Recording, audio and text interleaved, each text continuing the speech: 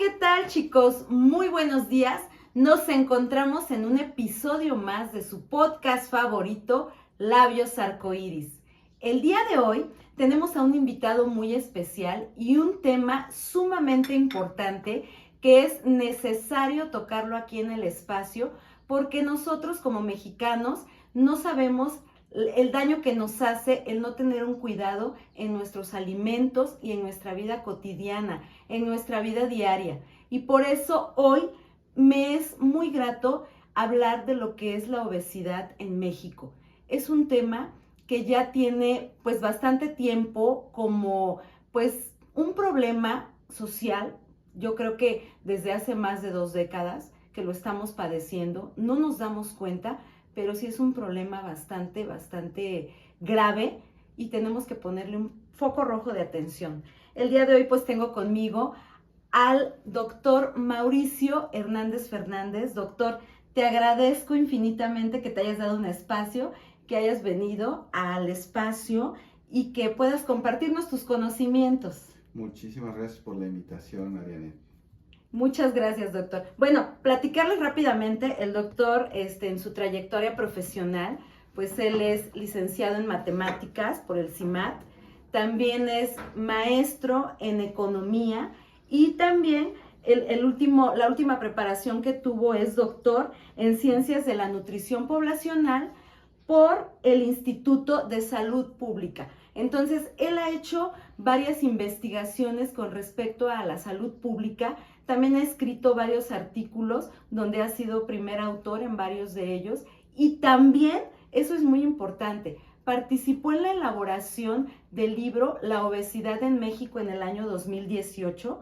Entonces, él tiene varias aportaciones que puede hacer que nosotros como ciudadanos mexicanos pues podamos conocer, porque a veces pues es un tema que muchas veces decimos, bueno, la gente que es experta en esos temas pues son quienes más lo manejan y nosotros pues nos hacemos oídos sordos y no cuidamos, ¿no?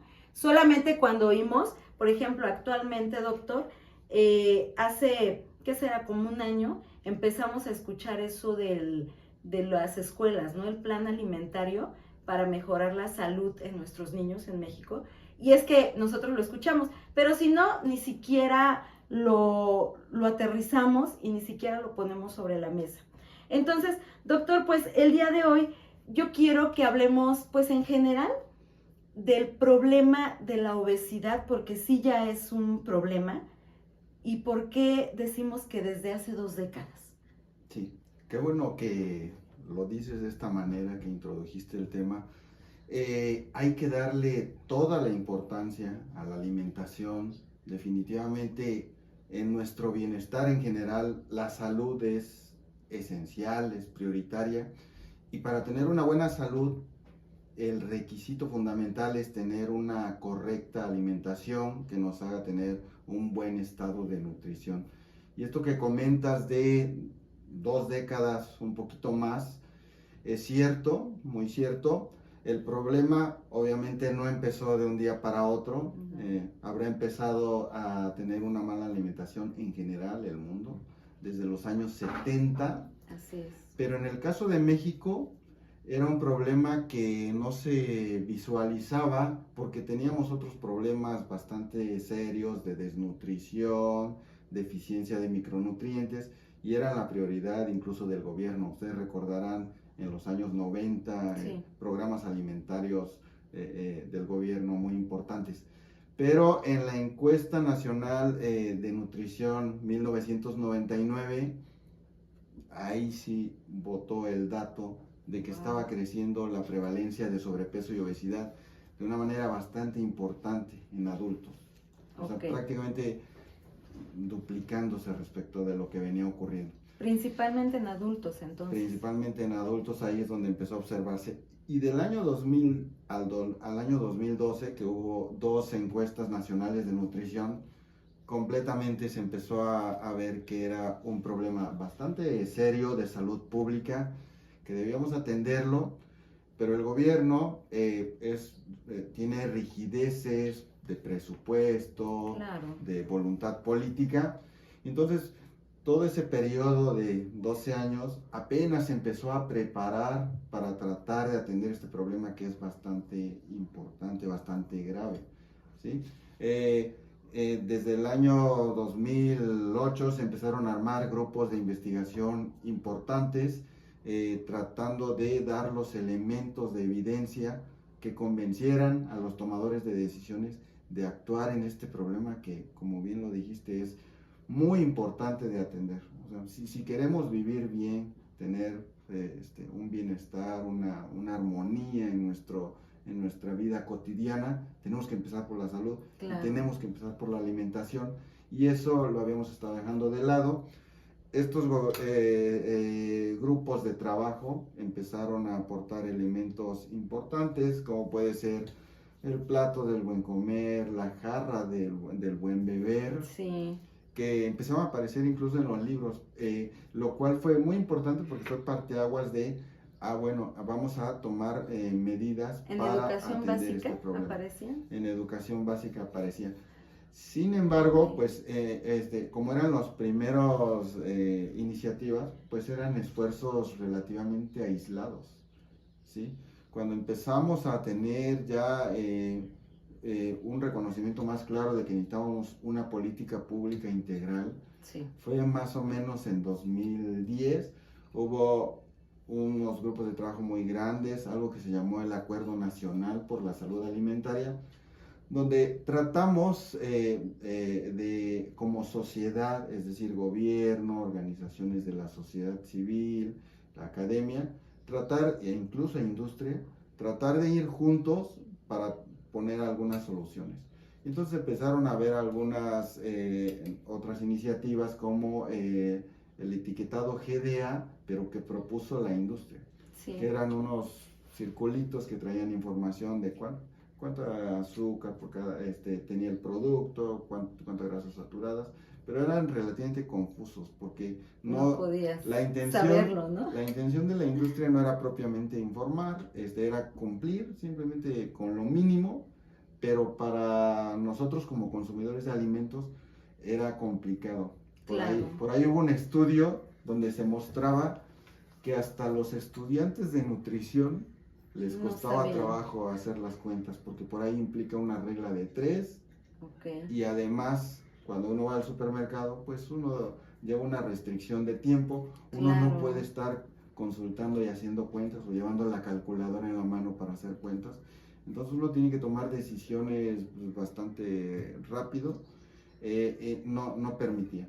Entonces a partir de esos años entonces fue que se empezó a reconocer esta necesidad de una política mucho más integral, que actuara, primero que informara a la población acerca de cómo era su alimentación, pero después ya ha estado profundizando más, tratando de influir en los entornos alimentarios, porque ahorita podemos ir platicando de que no solamente es la voluntad de la persona, sino que también ya estamos influidos por muchos elementos del ambiente. De la publicidad. Y así es, como la publicidad. Así es. Y podemos ir todavía más allá, otros elementos estructurales que son, por ejemplo, dónde se invierte el capital de la industria alimentaria, dónde llega el capital de la inversión extranjera directa, y asimismo también en el caso de cuáles son las políticas públicas vigentes. Sí. Todo eso se tiene que revisar.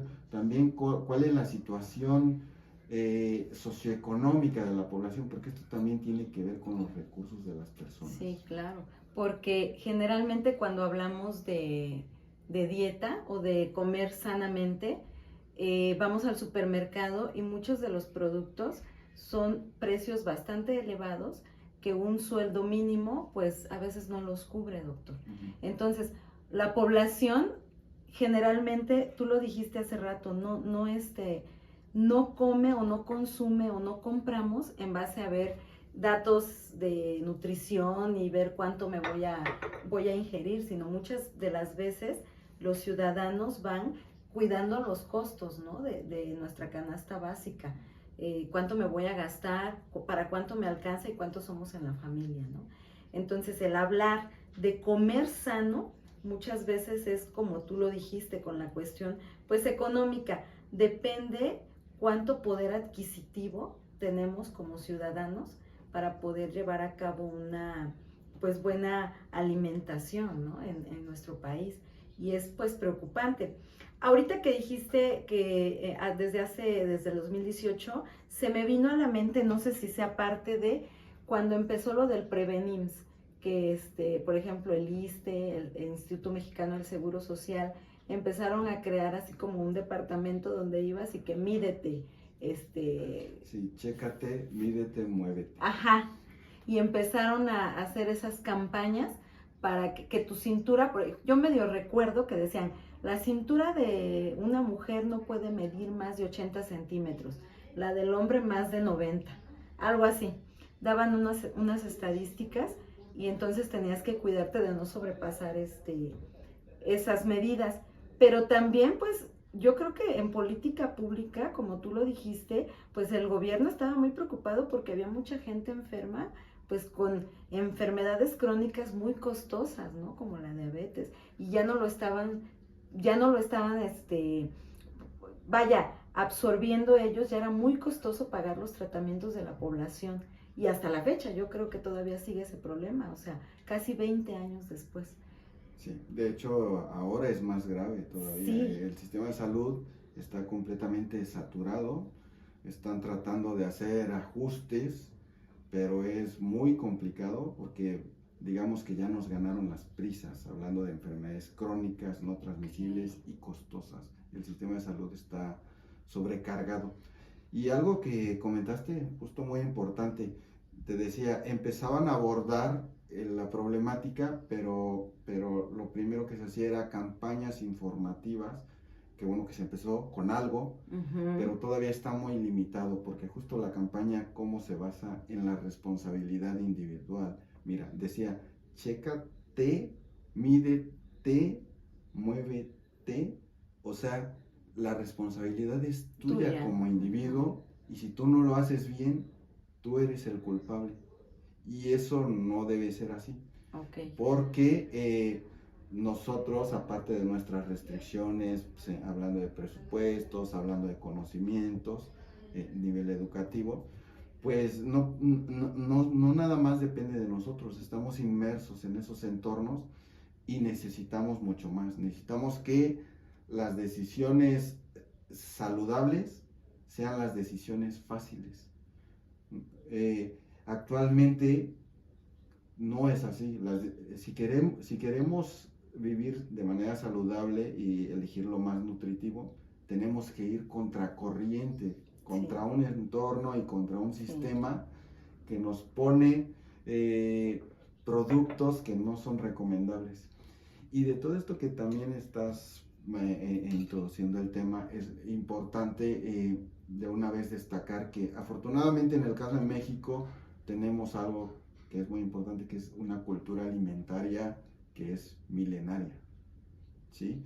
Nosotros, a diferencia de países, varios países de altos ingresos, nosotros tenemos una historia prehispánica en la que nuestra alimentación estaba basada por ejemplo, en maíz, que se domesticó en México, en frijol, que también es el centro de origen. Nosotros como país se lo dimos al mundo. Imagínate qué regalos le hizo México al mundo hablando de alimentación. Maíz, frijol. Otros se adoptaron muy rápido, dice que desde época prehispánica, jitomate. Hay otros también que tienen su origen acá, arroz. Son calabazas. No, el arroz, ya se adoptó en la época colonial. Okay. Que hay que decirlo, no todo lo que llega es malo, a veces se enriquece la cultura gastronómica, así adoptamos el arroz, la cebolla, ya más recientemente, incluso las carnes, solo consumíamos guajolote, pavo, ¿sí? Ahora pues, tenemos también ganado vacuno, porcino, que lo integramos, pero fíjate cómo llegaron todos esos productos, se enriqueció la gastronomía mexicana y vivimos relativamente bien, al menos hablando en términos de sobrepeso y obesidad. No existía básicamente problemas hasta los años 60, 70, que empezaban a ocurrir casos de diabetes, sobrepeso y obesidad. Aún así eran muy Contados, aislados, ¿no? ¿sí? En Sí, cambio ahora estamos en una problemática donde estar saludable es como un privilegio, pero no debiera ser así, debería ser accesible sí, para todo mundo. Hay una sí, claro. estadística que es impactante en mi caso, que se dice, a ver, hay un concepto que se llama síndrome metabólico, Ujú. que lo que indica es cuánto es tu riesgo para desarrollar diabetes en el futuro cercano. Y tiene 5 indicadores este síndrome metabólico. Tus triglicéridos, tu colesterol, tu glucosa, presión arterial y por ahí algún otro, ¿no? Ujú. Entonces, son 5 indicadores. La población mayor de 20 años que no tiene ninguno de esos indicadores en niveles anormales, Ujú. es un porcentaje bajísimo. No llega ni al 30%. Es decir, de cada... O sea, de personas cada menores de 20 años. mayores de 20, mayores de 20 años. Ok. de cada 10 personas, ni siquiera 3 3 lo cumplen. están, digamos, en un estado de salud y nutrición óptimo. Ni Wow. siquiera 3. Porque los otros 7 o tienen la glucosa alterada, el colesterol alterado, los triglicéridos alterados, la presión arterial alterada. Y pues esos son problemas. A lo mejor al principio dices, pues es un problema manejable. Sí. Pero si no haces ajustes en tu alimentación, te va a llevar a problemas muy serios que ya introducías hace rato. Las enfermedades crónicas son muy dolorosas para la persona, muy costosas para la familia. Claro. Y también muy costosos para el sistema de salud y el gobierno. No, y lo que tú mencionabas hace rato en un inicio, que antes, cuando se empezó a hablar de obesidad, era un problema en adultos. El día de hoy, desafortunadamente, tenemos ya lo que es la obesidad infantil y en adolescentes, que estamos hablando de personas menores de 18 años y que es un porcentaje tremendo, aproximadamente del 37 al 39%, que ya están padeciendo un tipo de sobrepeso y obesidad aquí en México, hablando de México. Por eso, imagínate de las estadísticas que ahorita dabas, pues por eso esos 10, solamente 3 pueden cumplir el estar relativamente sano a una edad que deberían estar sanos, y el resto, el 70%, porque de los 10, pues 7 están mal, o sea, es sumamente alarmante. Y imagínate, de esos, ¿cuántos adultos enfermos con enfermedades crónicas va a haber en 20 años? Exacto. Sí, las prevalencias de, primero, sobrepeso y obesidad, para compartir un dato. De cada 100 adultos mayores de 20, 76 tienen sobrepeso u obesidad, una de las dos. Aproximadamente 35, 36 de cada 100 tienen obesidad, es decir, un índice de masa corporal superior a 30. Enfermedades crónicas, hipertensión, alrededor de 4 de cada 10 tienen hipertensión. Wow. ¿Sí? Y el tema de diabetes, ya con un diagnóstico médico, aproximadamente 12 de cada 100 tienen un diagnóstico, y hay otras 10 de cada 100 que no saben que tienen la glucosa alterada. No, Que si sí. se hicieran un estudio, llegaríamos prácticamente a 20 de cada 100 que tienen un problema ya que se puede catalogar como diabetes. Esa es la gravedad entonces a nivel, digamos, de la persona. Pero otra vez, cuando decimos qué podemos modificar, sí tenemos que ir teniendo más conocimientos, más información, tomar mejores decisiones como personas, pero también tenemos que cambiar otros aspectos como los entornos y los sistemas alimentarios. Sí, claro, eso es sumamente básico, porque una cosa es cuidar nuestra alimentación, pero también los entornos en donde nos desarrollamos es sumamente importante, y realmente muchas de las veces no le ponemos atención a esa parte. vivimos en una época llena de información, de publicidad, de vidas, pues que a veces el tiempo nos lleva por mucho y no le ponemos atención, e inclusive lo que tú dijiste hace rato que dabas esos datos, pues me pongo a pensar, ¿no? Yo en lo personal, y yo creo que muchos de los que nos están escuchando, ¿cuándo te has hecho un estudio, ¿no? Para saber cómo andas, porque dices tú, pues ando, camino, trabajo y me siento bien, pero no sabemos si realmente podemos desarrollar algún tipo de enfermedad crónica, ni siquiera por aquí nos pasa el hacernos el estudio, ¿no? Como población. Y yo creo que sí es importante. Ahora, lo que decíamos, ¿no? De las infancias en México. Se ha desarrollado ahorita este nuevo programa para las escuelas, porque inclusive, pues yo recuerdo, ¿no? Yo tengo hijos pequeños y había hasta maquinitas de reconocida empresa de bebidas azucaradas y está la máquina y pues los niños se daban vuelo sacando jugos, leches azucaradas, de todo.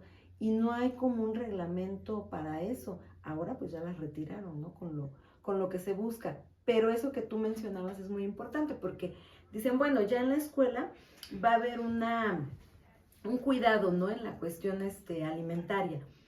Pero ¿qué pasa si a lo mejor en la escuela lo están cuidando?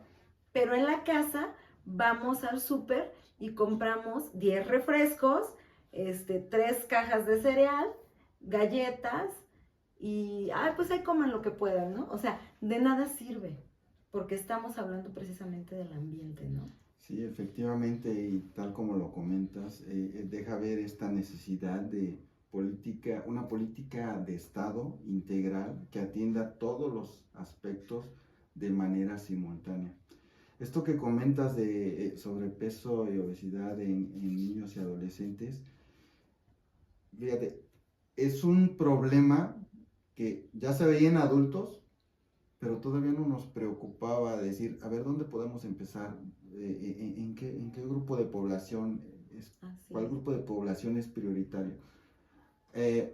Por ahí de 2018, una colega mía hizo un estudio donde comparó las prevalencias de sobrepeso y obesidad en niños y adolescentes tomando estas encuestas nacionales que se habían hecho en 2000, 2006, 2012 y creo que una incluso previa al 2000 y veía cuál era esta tendencia y hay incrementos en esta prevalencia, en esta ocurrencia de sobrepeso y obesidad en niños y adolescentes en prácticamente todos esos subgrupos de edad. Normalmente suelen ser de 0 a 5, de 0 a 4, de 5 a 11, de 12 a 18, 19. ¿Sí? Estos 3 grupos. En el de 5 a 11 y en el de 12 a 18 se dispararon, crecieron exponencialmente. A lo mejor no tanto en la de 0 a 5, pero en las otras dos sí, muchísimo. Este dato que a lo mejor uno lo ve en la familia, en la comunidad, pues no te impacta, o no le impacta al gobierno hasta que ya ve el número concreto y dices, aquí hay una preocupación. No es de decir, vamos a empezar a tomar buenos hábitos en la vida adulta. Ya puede ser relativamente tarde. Tenemos que empezar antes porque desde la etapa escolar y desde la adolescencia ya se observa que las personas no están teniendo un estado de nutrición adecuado, ¿sí? Esto fue muy importante entonces porque nos indica que hay que actuar en todo el ciclo de vida. Ya cuando se ha investigado más y están los reflectores ahí, te das cuenta que se necesita que estemos como sociedad protegiendo todo el proceso. ¿De dónde empieza el proceso? Pues por un estado de salud y nutrición óptimo de mujeres, adolescentes y adultas en edad reproductiva. Desde ahí debería empezar. Luego, cuidar muy bien en la etapa de embarazo. Sí.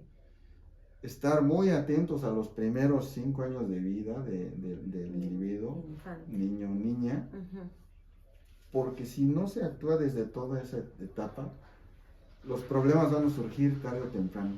Y como lo decías tú, ahora, además de sobrepeso y obesidad infantil, ya empieza a haber casos de diabetes a edades cada vez más tempranas. Hay dos tipos de diabetes tipo 1 y tipo 2. La tipo 1 es relacionada con cuestiones, digamos, en general son genéticas.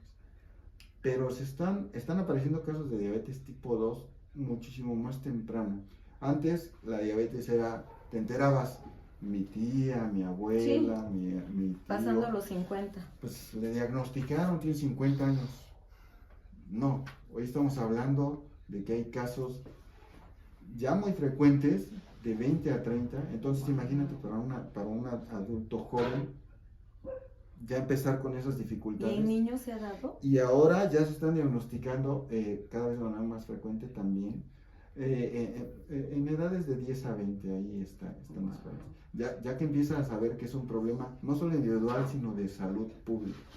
Porque imagínate, esta persona pues ya empieza con un reto que se tendría que cuidar más, que la sociedad, el gobierno lo deberían de cuidar más, apoyar más. Sí. Porque si no, el desarrollo de las enfermedades crónicas se va a dar más temprano. Y esos son costos bastante fuertes incluso para el gobierno. ¿Cuánto se gasta en solo, digamos, malestares relacionados con la obesidad del presupuesto del gobierno para salud? De cada 100 pesos ya se gasta como 10 pesos. Y eso porque apenas se empieza a atenderlo. En realidad va a ser muy costoso atender todo este problema de sobrepeso y obesidad, y luego las enfermedades crónicas que son carísimas. Una diabetes no controlada, que implica uso de insulina, por ejemplo, sí, es bastante costoso para el sistema de salud. Que ahorita ya recuerdo, y también hay que tomar en cuenta, aproximadamente la mitad de la población no tiene acceso a los sistemas de salud IMSS o ISSSTE, que eran los principales. Y entonces hay que acceder al sistema público, que actualmente se llama IMSS Bienestar, pero que muchas veces no tiene el equipamiento, la medicina, la atención oportuna suficientes. Y entonces, imagínate si no estamos teniendo un buen estado de salud y nutrición, y estamos llegando a un sistema de salud que no está preparado, y que para la mitad de la población le faltan muchos recursos. Entonces estamos como sociedad, tenemos que tratar de resolverlo todo, cada quien haciendo su parte. El gobierno, por supuesto, tiene que tomar medidas. Claro. Sí está tomando algunas, pero tiene que acelerar mucho más. Y como personas también tenemos que empezar a reconocer esta importancia de la alimentación. Ok, el ocio es importante, ir al trabajo a tiempo es importante, todo eso es importante, la asistencia a la escuela es importante, sí, pero en todos esos procesos cotidianos hay que incluir la preocupación, pero sobre todo la ocupación en tener una buena alimentación. Así es.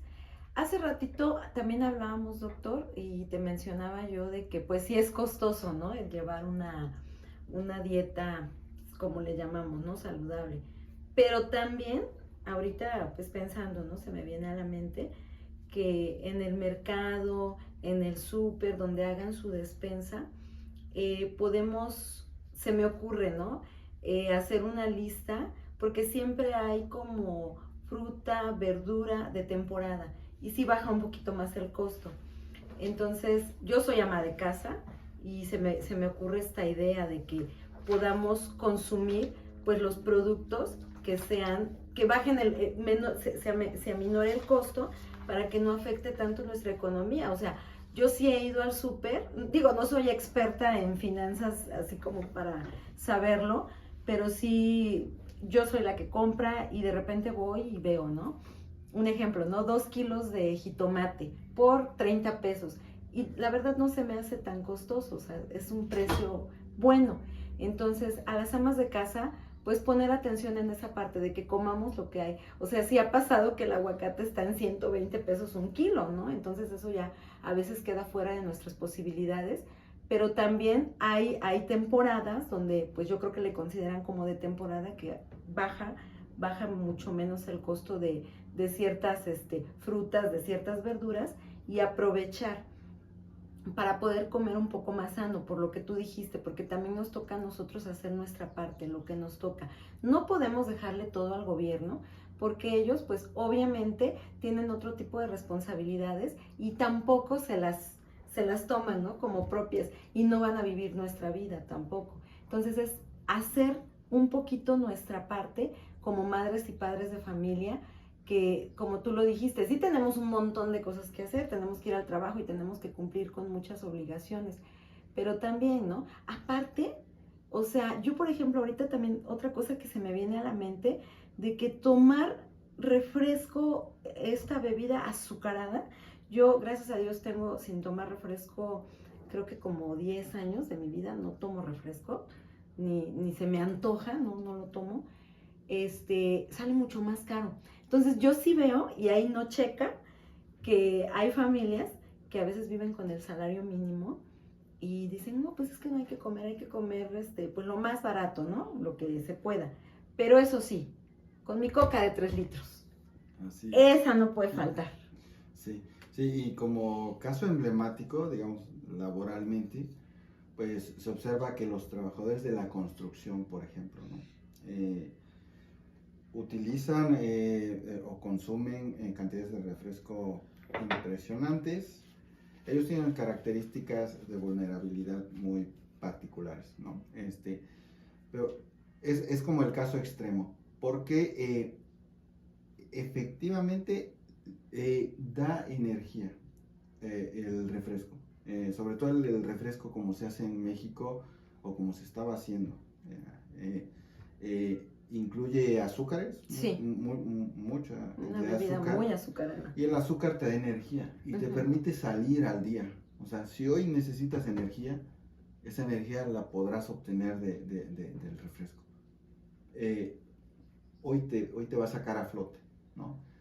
Los problemas van a venir después, ¿sí?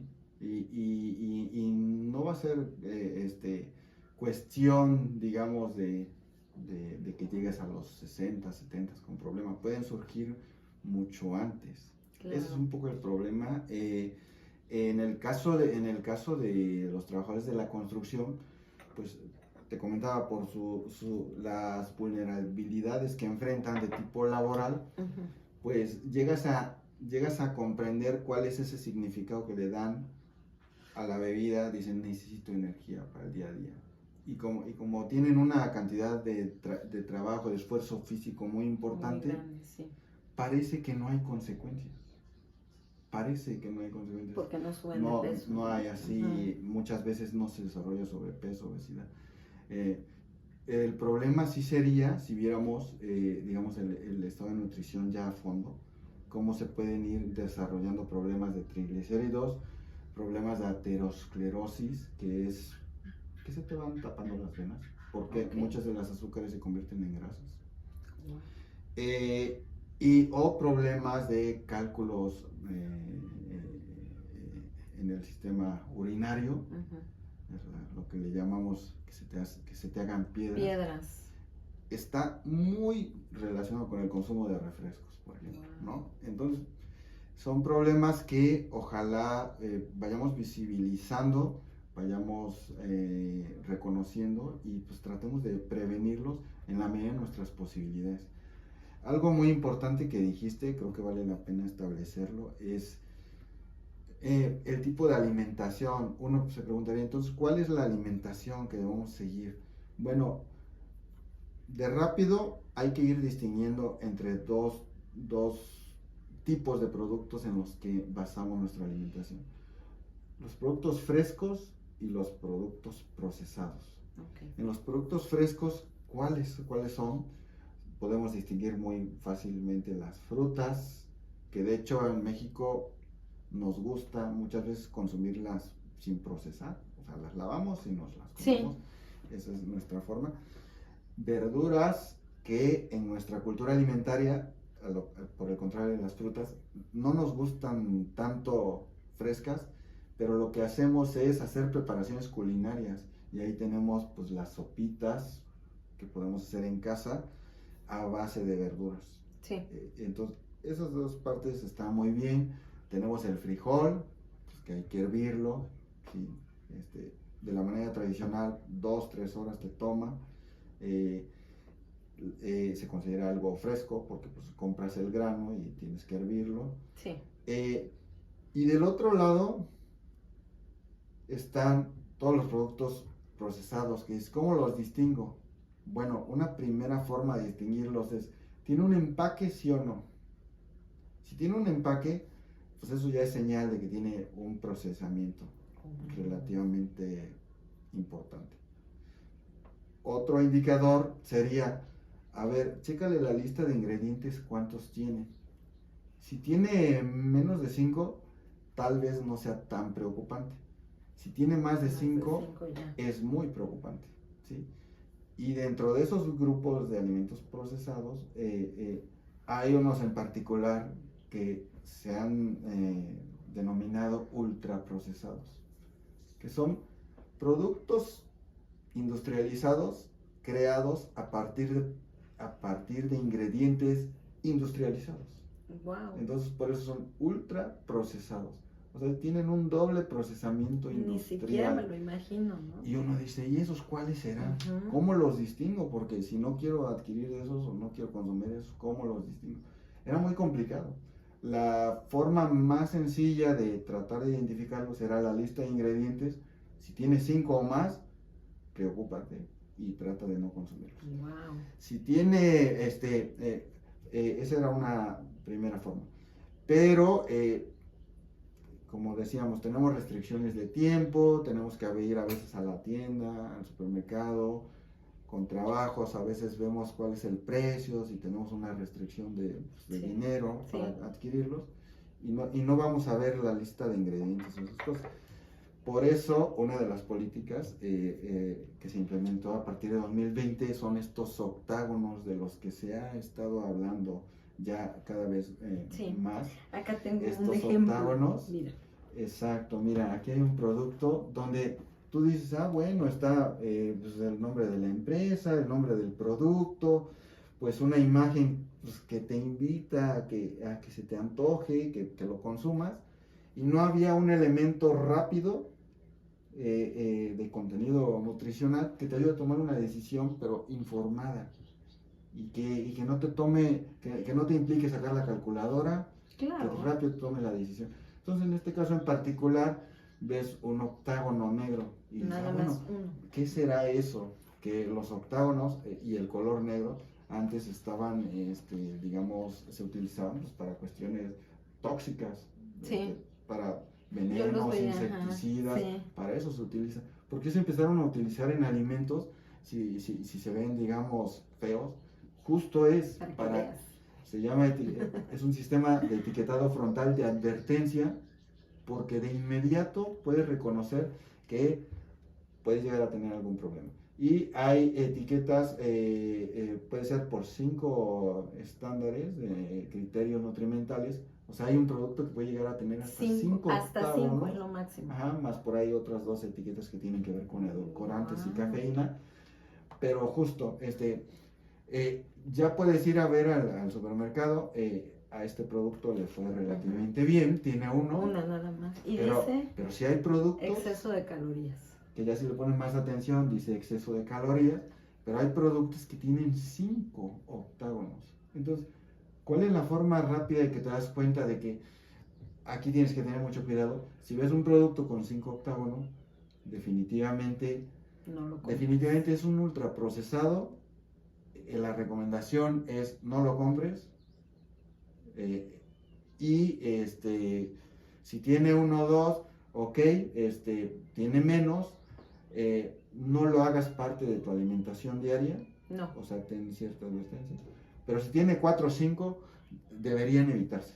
No. ¿Sí? Por el bien de tu salud incluso de tu presupuesto, de tu bienestar familiar. Claro. Evítalos si tienen 4 o 5. Así es, y era lo que platicamos hace rato, doctor, antes de entrar a grabar, que en muchas familias mexicanas, pues ahorita tenemos ¿no? Y que solamente tenemos una etiquetita, pero en el súper puedes encontrar infinidad con endulzantes. Digo, afortunadamente, yo, por ejemplo, en mi caso, en mi familia, pues el cereal ya no lo consumimos. Lo compré como para que mis hijos optaran por una opción con tanto azúcar, pero nunca se lo comieron. Entonces, tiene creo que un año aquí, así como que se los compré pequeño para que lo probaran. Y afortunadamente, digo, ahorita ya no consumimos, pero sí tenemos esa cultura de ir al súper y comprar, por comprar, y hay infinidad. O sea, yo me acuerdo, por ejemplo, me decía mi hijo, dice, mamá, dice, ¿por qué compraste Pues tú, ¿de cuál consumías? ¿No? Le digo, no, hijo, cuando yo era niña, solo había uno que era en este modelo, o sea, solo así. Le digo, yo me acuerdo que mi mamá nos lo daba con leche y plátano. O sea, el plátano era como para que nos supiera dulcecito, ¿no? Un poquito. Pero nada más, le digo, o sea, no había tantas opciones como el día de hoy. Vas a centros comerciales y encuentras de 15 sabores diferentes, tamaños, etcétera, etcétera, ¿no? Y los niños, pues en la mañana, ¿no? Se sirven su tazón, así, y creen que se están alimentando. O sea, creen que es algo que les va a hacer bien en el cuerpo. Y realmente no, porque ni siquiera hemos visto pues cuántos ellos puedan tener los azucarados, ¿no? Así es, así es. Y déjame agregar algo hablando de los ultraprocesados. Como se hacen en cantidades industriales a gran escala, sí, pues ¿cuáles creen que sean los insumos, la materia prima en la que se basan estos productos? Son de los azúcares más baratos, de las grasas más baratas. A veces se utilizaban grasas trans, altamente cancerígenas. Wow. Esos ingredientes previamente industrializados, de lo más barato es de lo que se formulan los productos ultraprocesados. Entonces, por eso definitivamente hay que evitar esos productos con doble procesamiento industrial, ¿sí? Y ya has estado tocando el tema de en dónde se adquieren los productos, porque uno individualmente, como dices, vamos a hacer nuestro trabajo, sí, por dónde empezamos, ¿no? Ya les decía, si son frutas, verduras, leguminosas, nueces y semillas frescas, pues pueden consumirlas, no tienen esos procesamientos. Claro. ¿Dónde se adquieren? Tienes también en México una complicación, porque tienes en general 2 tipos de lugares a donde comprar las cosas. Sí. Uno, los mercados, tianguis, ¿sí? Y otro, supermercados, tiendas de conveniencia, ¿sí? Y por ahí intermedio, lo que estamos muy acostumbrados, las tienditas de la esquina. Sí. ¿Sí? También. ¿Dónde encuentran los productos frescos y dónde encuentran los productos ultraprocesados? Ustedes tendrán la imagen en su mente de cuando van al mercado, cuando van al tianguis, pues lo que ven más son frutas y verduras. Sí. Semillas y leguminosas.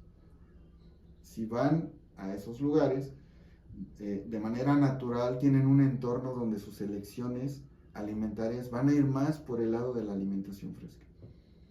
Si van a un supermercado, tienen toda una diversidad, porque pues tratan de atender a todos los gustos, pero muchos de esos pasillos, que de hecho están acomodados, todos los pasillos de productos con procesamiento industrial. Entonces, ahí vas. Hay algunos de bajo procesamiento industrial, como pueden ser las pastas, ¿sí? Pero ahí ya luego empiezan pues, los frijoles, las verduras enlatadas, frutas y verduras enlatadas. Y de repente ya empiezan otros procesamientos, o la leche, sí, sin sabor, sin azúcares, pero luego empiezan otros productos de muy alto procesamiento, que están los cereales, las leches saborizadas y endulzadas, los dulces y chocolates, galletas también altamente procesadas. Entonces, justo ahí, toda esa parte del supermercado, si tú pasas por ahí, pues estás más expuesto a basar tu alimentación en alimentos ultra procesados. Sí. Entonces tienes que tener cuidado. No se diga si vas a una tienda de conveniencia. Si vas a una tienda de conveniencia, definitivamente tienes que poner mucha atención qué es lo que estás comprando, porque prácticamente todo lo que adquieras ahí va a ser nocivo para tu salud. Tabaco, alcohol y alimentos y bebidas ultraprocesados. Entonces, en general, una tienda de conveniencia, la recomendación es no hacer tus compras ahí. Definitivamente. Prácticamente todo lo que se vende ahí puede llegar a ser nocivo para tu salud. Ok. Sí, ponerle mucho ojo a esto.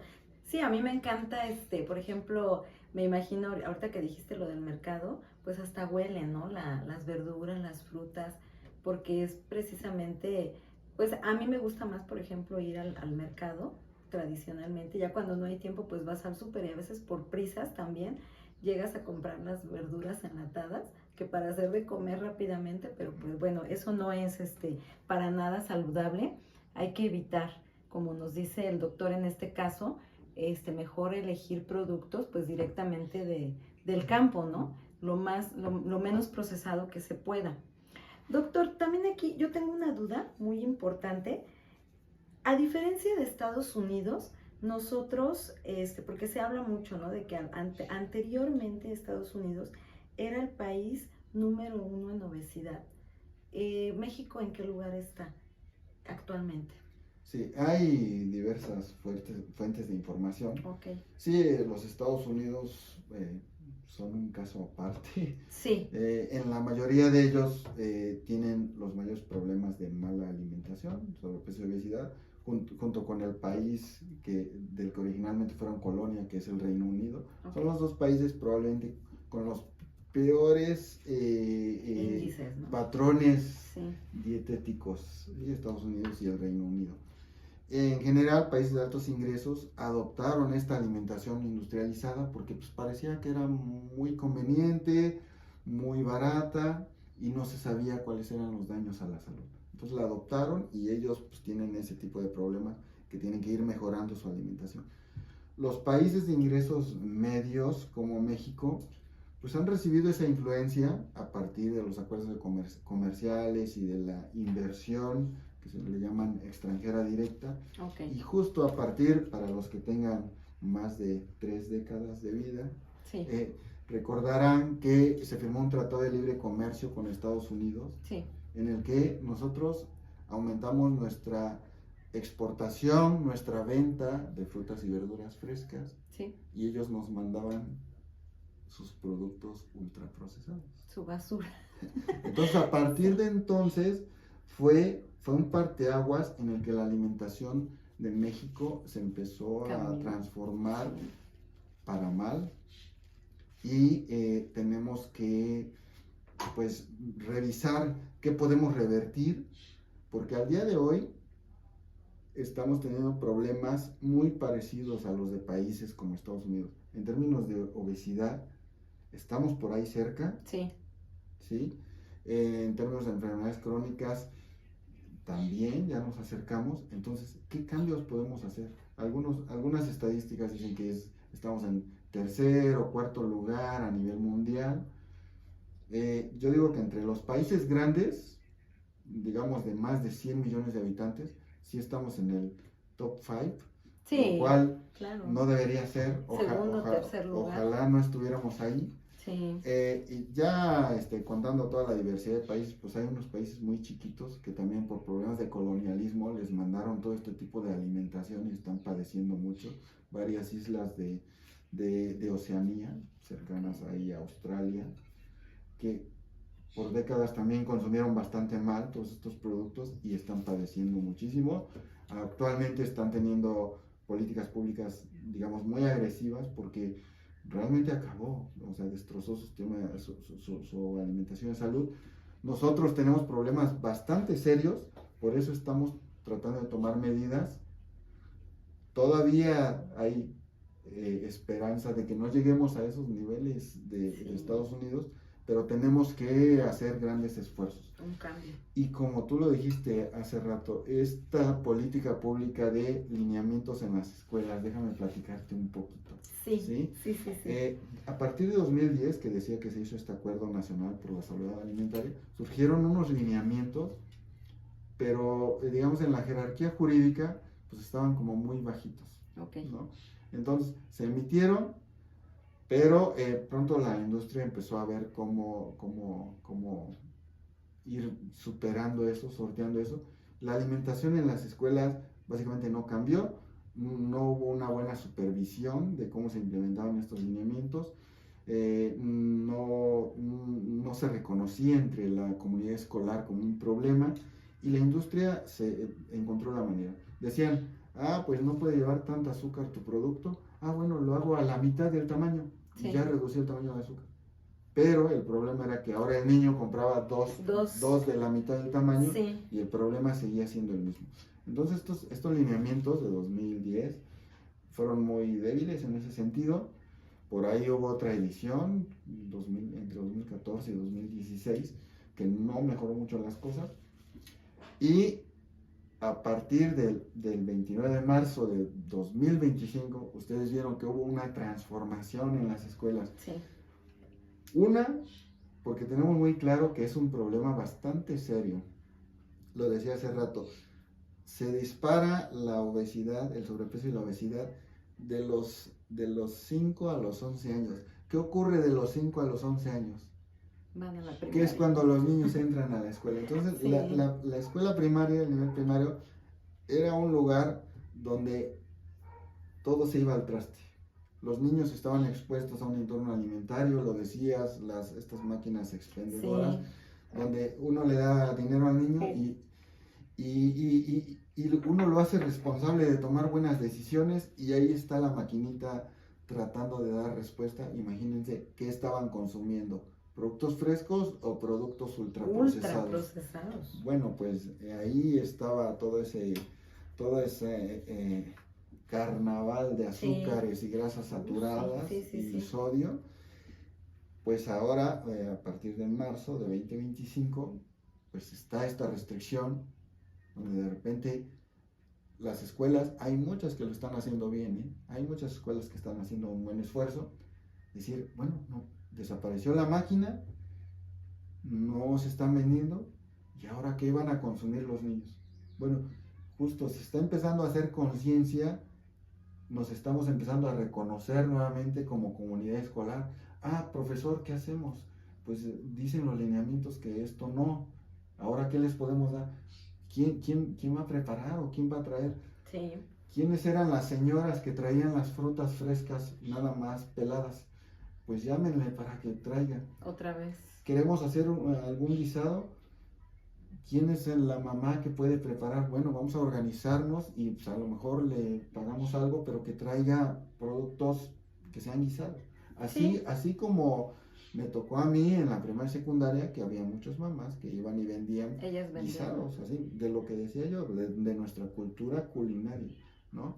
Bueno, pues llámenlas. Y si de plano tenemos el privilegio de tener un comedor escolar, pues reactivarlo, fomentarlo y vigilar que estén dándose buenos desayunos.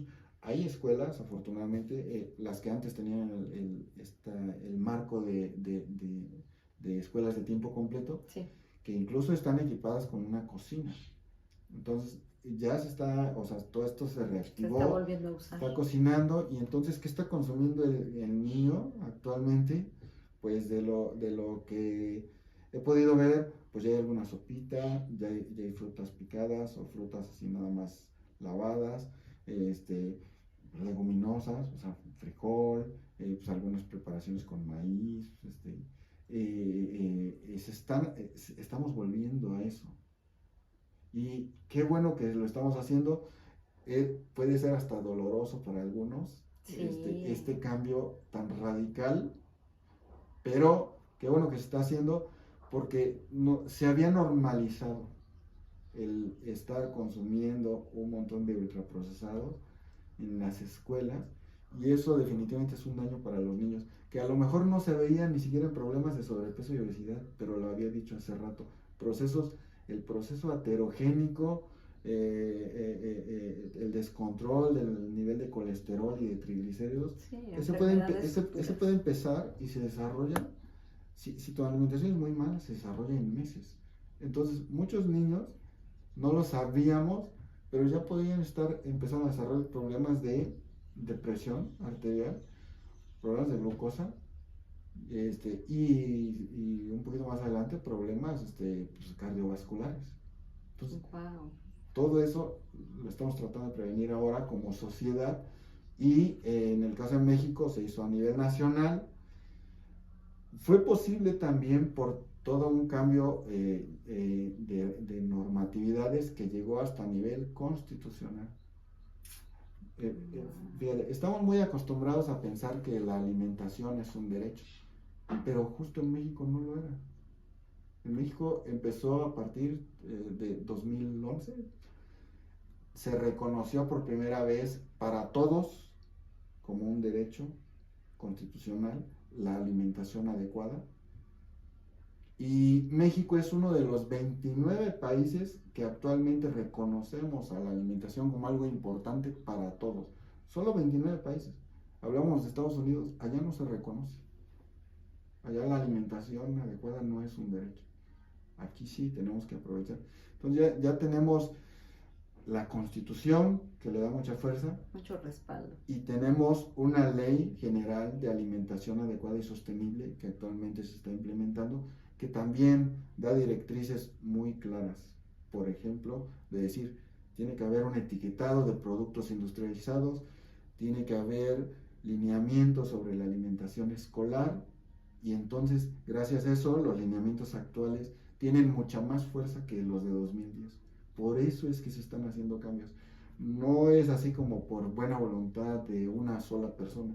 No. Es porque como sociedad ya reconocimos el problema y estamos tratando de hacer cambios, tratando de cambiar, modificar, sí la información, sí las elecciones de las personas, pero también los entornos y los sistemas. Y hacia allá estamos virando, y es por eso que en México, otros países, algunos de altos ingresos que también quieren mejorar, reconocen a México como uno de los países que están más comprometidos por hacer estos cambios.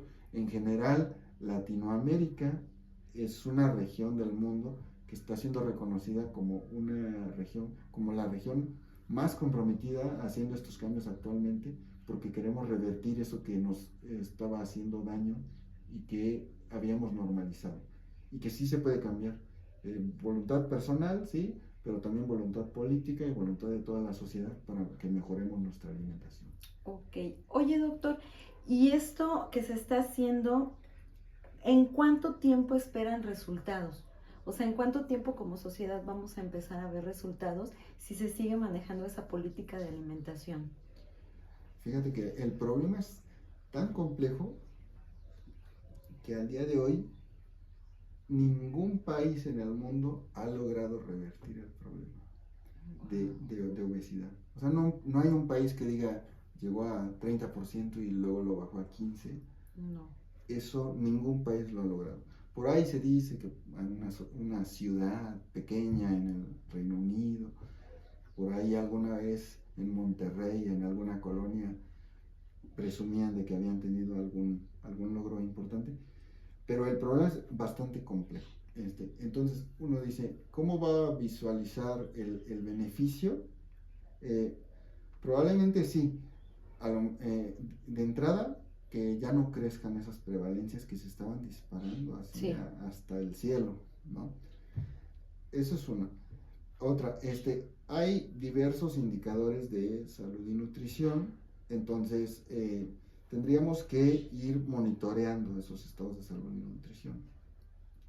Uno de los estudios en los que he participado se preguntaba, a ver, queremos percatarnos, observar con los datos de las personas, o sea, no estudios de modelación estadística, no.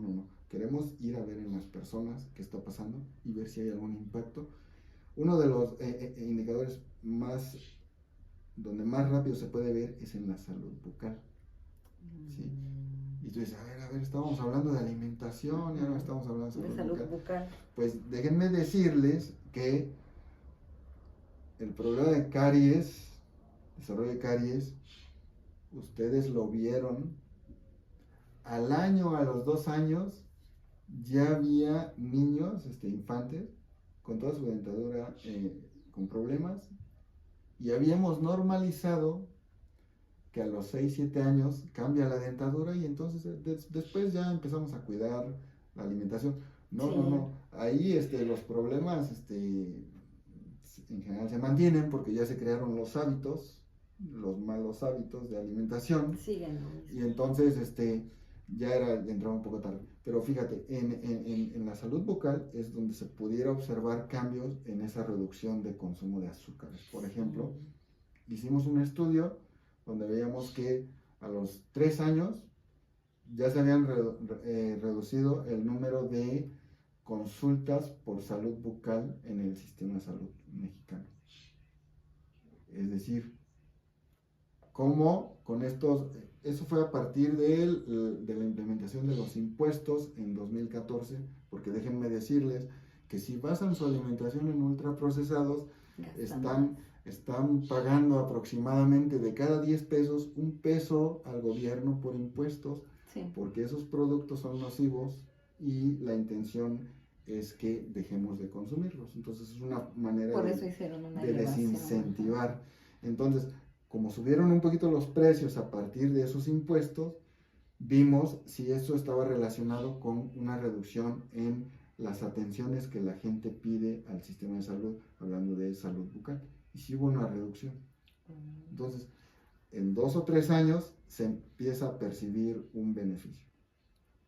En términos de prevalencia de sobrepeso y obesidad, a los 5 o 6 años, sí se ha visto que ya se está estabilizando ese crecimiento de sobrepeso y obesidad.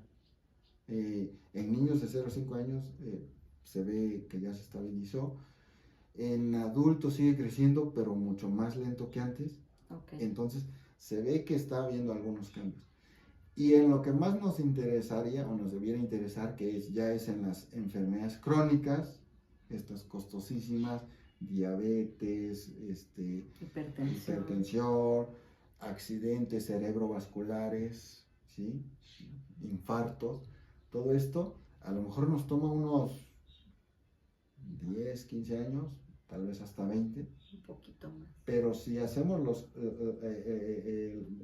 cambios correctos como sociedad, sí se va a ver un cambio, porque estas medidas no son una ocurrencia. O sea, se sabe que la alimentación no saludable basada en ultraprocesados te va a llevar a esos problemas. Entonces, si desde ahorita estamos haciendo cambios en nuestra alimentación, tarde o temprano, como sociedad, vamos a reducir esos problemas. Sí, claro. Y ahorita que mencionaste eso, también se me viene a la mente pues lo que ocurrió, ¿no? En México en el 2020 con esta pandemia. Fue un problema de salud, pues donde gente con obesidad que ya tenía esos problemas crónicos, pues no estábamos preparados para eso. Y obviamente, si no tienes una salud, pues el que hubiera una pandemia, pues te ataca todavía muchísimo más. Y no había manera, pues, de revertirlo, porque ya teníamos el problema encima y México no estaba preparado para una pandemia. Sin embargo, los más afectados fueron las personas que tenían enfermedades crónicas. Esto es completamente correcto lo que dices. Se vio en aproximadamente esas 700, 900 mil personas que se atribuyó la muerte a infección por COVID. Sí. Cierto, o sea, el último factor que implicó el fallecimiento fue COVID, pero ¿a quién afectó más? A quienes ya tenían un organismo debilitado. Así es. Y pasa con el tema de la obesidad. Lo hemos normalizado, que decimos, no, no debe tener un problema fisiológico de salud porque pues hace su vida diaria la persona.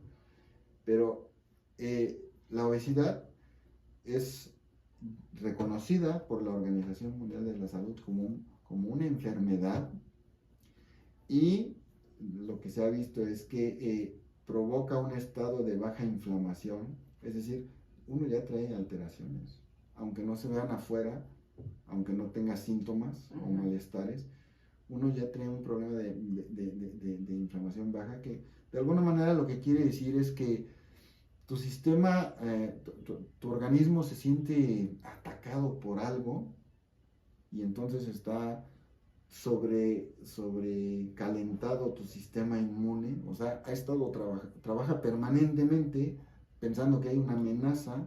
Okay. Y pues de estar trabajando permanentemente se debilita. Sí.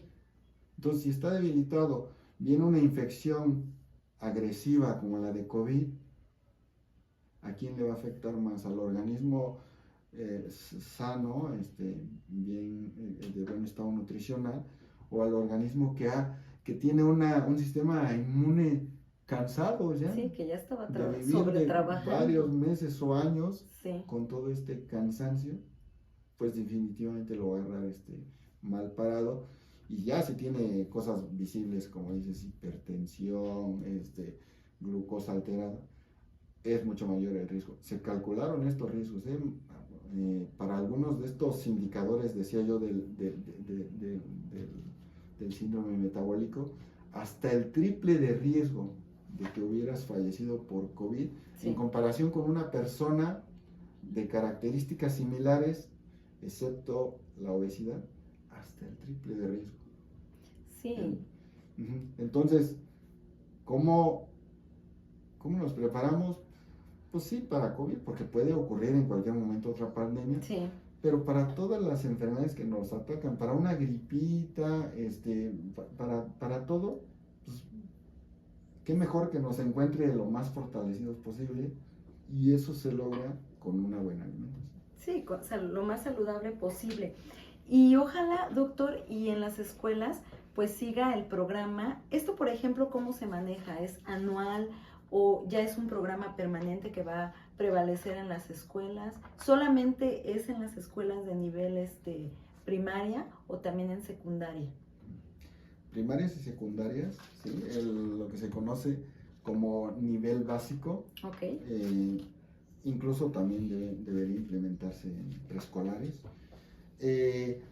Está como recomendación en todo el sistema educativo nacional, y eso quiere decir que incluso universidades, incluso, o sea, públicas general, y privadas, sí, todo, o sea, cualquier colegio.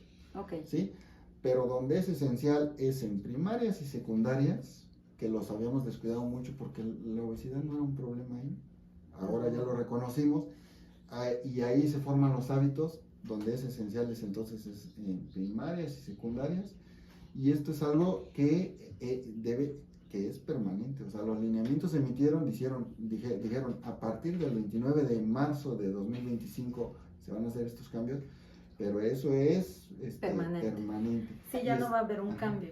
Y aunque se llaman lineamientos, no suena jurídicamente tan fuerte, pero estos lineamientos están respaldados por al menos 3 leyes: la Ley General de la Alimentación Adecuada y Sostenible, la ley que te dice que tienes que tener un ambiente sano, sí, la Ley General de Salud, la Ley General de Educación, y en el caso de infantes, el tener a la infancia como prioridad. Claro. También. Y todos esos, todavía más aún, la Constitución dice que tenemos derecho a una alimentación adecuada, y entonces estas leyes están muy fuertes porque se respaldan en la Constitución. Estos lineamientos están cobijados por todas estas leyes. Entonces, lo que te pudiera decir es que va a estar mucho, o sea, permanentemente, y de hecho se va a ir fortaleciendo más, porque la intención, para que sea sostenible en el tiempo, o sea, esas escuelas que están cocinando más, pues crea una demanda de alimentos, ¿no? Claro. Esa demanda de alimentos, pues a lo mejor de muy rápido dices, pues voy, aunque sea a 100 kilómetros a comprar los alimentos, pero después, para que sea sostenible, debería ser que empezamos a crear en las periferias, en los entornos urbano y periurbano, pues producir eso que haga falta para fortalecer la alimentación escolar, y entonces hacen circuitos, digamos, cortos de alimentación, una proveeduría local de alimentos frescos, se cocinan más, y todo eso pues ya se hacen círculos virtuosos que nos van a permitir darle los mejores hábitos posibles a nuestros niños y adolescentes, que pues, definitivamente son nuestro futuro. Claro, sí, para poder evitarnos el problema, porque si no se combate, en 20 años vamos a estar saturados de enfermedades crónicas. Entonces, también yo tengo una duda con respecto a lo que es la publicidad en los medios de comunicación, que bueno, actualmente pues ya con todas las plataformas que existen, ¿sí hay algún tipo de regulación, doctor? Porque yo anteriormente recuerdo que, por ejemplo, sacaban o anunciaban alguna bebida azucarada o algún alimento ultraprocesado, y usaban inclusive personajes de moda, ¿no? De los niños con los que se identificaban. Actualmente yo ya no lo he visto, y se sabe que hay un tipo de regulación, pues para que ellos no crean que el que coman eso como el superhéroe, ¿no? Que si lo comen van a estar más sanos y que es bueno para la salud.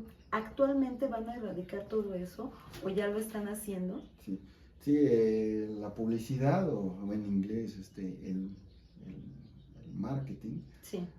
Puede tomar muy diversas formas. Sí. Algunas son muy visibles, otras no lo son tanto, pero definitivamente es la herramienta de la industria alimentaria, la principal, que nos hace normalizar todo esto de la mala alimentación. Claro. Y hay diversos canales. Algunos de ellos se regularon desde 2014, por ejemplo, la publicidad en televisión y radio. Ya no podían aparecer anuncios de esta industria de ultraprocesados, pero tenía muchas limitaciones. Por ejemplo, decía, después de las 9 ya puedes anunciar lo que quieras. Y todos nosotros en nuestros hogares, pues la gran mayoría, después de las 9 todavía estamos despiertos, sí, y todavía andan los niños por ahí. Entonces, se podían anunciar después de las 9. Claro. O programas que no estuvieran orientados específicamente para niños. Por ejemplo, el partido de fútbol, se decía o se argumentaba, eso es para adultos. Entonces, aunque estuvieran en horario, digamos, a mediodía, por ser un programa no dirigido a niños, podían anunciarse. Entonces había muchas ventanitas donde se aprovecha la industria. Pero hay otros medios también, como dices, el tema de todos los empaques. Todos estos productos que tienen algún procesamiento llevan un empacado, y ese empacado pues era una ventana para poner publicidad, ¿no? Sí. Y esta publicidad iba desde decir enriquecido con, o decir bueno para, o tener al superhéroe haciendo pensar a la persona que pues, o a los niños. A los porque niños. Muchas veces iba dirigido a niños, con que si hago este consumo, voy a tener realmente superpoderes. Claro. Esa es otra vertiente, otro canal que se está regulando, justo es parte de todo este sistema de etiquetado frontal de advertencia, porque se implementó en 3 etapas. La primera era poner los octágonos, ¿sí? Y en la segunda era, si un producto tenía octágonos, no podía tener personajes, animalitos, superhéroes, o influencers, personas que influyen en la sociedad. Pero qué bueno que lo dije así, porque la otra gran vertiente, y que no tiene alguna regulación nada clara ahora, o sea, está libre la industria alimentaria, es la publicidad en medios digitales. Y esa es la problemática al día de hoy. Porque en muchos de los hogares la televisión pues ya pasó a ser más un aparato donde ahí no entra mucho de la publicidad. Sí. Sigue, por supuesto. Pero ¿qué es lo que tenemos hoy a la mano como dispositivo electrónico, como pantalla? Ya la televisión fue desplazada, tenemos el celular a la mano, y a través del celular, a través de los videojuegos, a través de los videos de YouTube, a través de redes sociales, Facebook, está llegando toda esta publicidad y no está siendo regulada. Definitivamente desde la academia ya se hicieron las recomendaciones, sí. Se sigue analizando y se sigue documentando, se debe regular. Ojalá encontremos formas novedosas, y eso en el mundo, sí, tenemos que encontrar formas novedosas de regularlas, porque es la nueva problemática. Y es que, digamos, la industria, en particular la alimentaria, todo lo que no esté prohibido lo puede hacer. Y entonces, cuando alguien pone una regulación, pues se encuentra por aquí otra ventanita, otra vertiente, sale un nuevo canal de comunicación, lo aprovechan. Sí. Y ahí es donde como sociedad tenemos que ser también como muy creativos para decir, si la problemática ahora es la publicidad digital dirigida a niños, pues entonces tenemos que buscar los medios para que esté regulado, para que no se manden estos mensajes que afectan a niños. Ahí está la preocupación, pero déjame decirte que es tan poderosa la mercadotecnia que a los adultos también nos llega a influir. Sí, claro. Sí, porque precisamente está hecha y realizada para eso, para que pueda mover nuestros pensamientos, aunque tengamos, y estamos en una lucha constante, porque aunque tengamos ya información, una base, y tenemos todo para decir es que no está bien, es que nos hace daño, la gente fácilmente nos dejamos llevar por ciertos mensajes, ¿no?, que encontramos. Y sí, ahorita en la era de la información, donde los niños desde 4 años, 3 años, luego traen un celular en la mano, hasta pues nosotros, ¿no?, que también tenemos acceso a todas estas plataformas, y que, como tú lo dijiste, no hay una regulación y podemos estar expuestos a cualquier tipo de anuncio y nos podemos dejar llevar. Y sí, a mí me ha pasado eso que dices tú, doctor, sí me ha pasado que yo generalmente digo, no, pues voy a tratar de comprar alimentos no tan procesados o ultraprocesados, pero sí, de repente vemos algo y sí te atrapa. Aún así, con el conocimiento, con las bases, con todos los resultados que ya conocemos, pues nos atrapa. Y sí hay gente que no le está poniendo la importancia, imagínate, ¿no? O sea, los envuelven, pero de volada. Doctor, pues ya para despedirnos, esta información fue sumamente importante y esperamos que el auditorio pues la haga suya, y que aparte también formen parte, ¿no?, de este programa de alimentación que ya se queda permanente en las escuelas de nivel básico, pero que también en las casas, doctor. No sé si gustes darles un mensaje a esas familias mexicanas que tienen infantes en las escuelas y que ellos están creando nuevas generaciones, porque el objetivo principal es que nosotros podamos adoptar nuevas formas para poder alimentarnos, y que estemos quitando de nuestra despensa, de todo lo que hacemos día a día, pues productos que nos están haciendo mucho daño. No sé si tú nos puedas dar un mensaje con respecto a eso. Sí. Un dato curioso que surgió a partir de la implementación de los lineamientos en escuelas fue que, a ver, ¿quiénes estarían más a la defensiva o en contra de la implementación de los lineamientos? ¿Serán los directivos? ¿Serán los niños? ¿Serán los padres, incluso los proveedores? Resultó que los padres de familia eran los que estaban expresando más inconformidad. Su enojo, ¿no? Entonces, esa es una primera invitación, justo por esa partida. Nuevamente, reconozcamos a la alimentación como fundamental en nuestro bienestar. Reconozcámosla ya no podemos posponerlo. La alimentación es de lo más importante, a lo que hay que dedicarle recursos y tiempo. Una vez tomado esto, entonces los padres, la invitación es apoyar esta implementación de alineamientos en las escuelas. ¿Cómo? Pues viendo que se haga realmente una preparación allá culinaria, si hay comités o hay padres de familia que lo van a hacer. Y si no lo hay, pues nosotros mandar lo mejor posible. Acuérdense, no debiera ser procesado, debiera ser basado en alimentos frescos.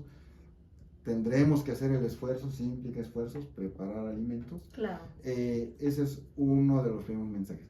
Y otro mensaje que creo que es importante que daría para otro programa, como todos estos programas tan interesantes que has preparado. Gracias, doctor. Es que todos debemos involucrarnos en la alimentación. Digamos, corrientes conservadoras dicen, antes era mejor, y es que la mujer estaba en la casa, y entonces se encargaba y funcionaba mejor. No se trata de volver a lo anterior. A ver, algo en lo que tenemos que hacerlo, porque estamos en una nueva época, es todos debemos participar, empezando por hombres y mujeres, todos, continuando por los niños, también toman buenas decisiones cuando tienen el entorno adecuado. Por ejemplo, en el etiquetado, ellos están muy conscientes a veces y te dicen, no compres ese producto porque tiene 4 octágonos. Ellos están muy atentos, hay que apoyarlos y hacerlos participar. Por ejemplo, si podemos producir especias aromáticas en la casa, hagámoslo. A veces no cuesta nada de trabajo decir, voy a producir mi cilantro, mi epazote, voy a producir mi albahaca, ahí algunas hierbitas para cocinar. Decirles, vamos a invitarlos a todos a cocinar. También no, desde la adquisición de alimentos, no así de, pues va la mamá porque ella sabe. No, vayan todos aprendan a elegir alimentos, todos participen. De esta manera no va a ser necesario volver a lo anterior. No se trata de recargar una vez más en la mujer esta responsabilidad de la alimentación adecuada.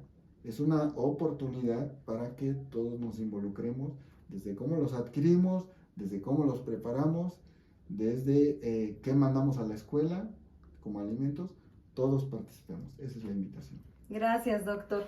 Pues chicos, espero que ustedes hayan tomado nota y que también pongan muchísima atención, porque estamos hablando de algo muy importante, que es la salud de nuestra familia, no nada más la personal, sino de nuestra familia, de nuestros seres queridos, que de verdad hagan una reflexión si realmente estamos alimentando a nuestros hijos o estamos siendo irresponsables. Entonces yo invito a todos, no nada más a las madres, a los padres, como ya lo decía el doctor, y que los hijos también se involucren para que puedan cuidar su salud, que esa es lo más importante que puede tener el ser humano. Bueno, chicos, no olviden suscribirse y activar la campanita de notificaciones, porque cada que subo contenido a ustedes les aparezca, y suscríbanse. Mi YouTube es Arianet Flores 6401. Espero que en el siguiente podcast puedan acompañarnos y siempre con el gusto de tenerlos aquí con nosotros. Muchas gracias.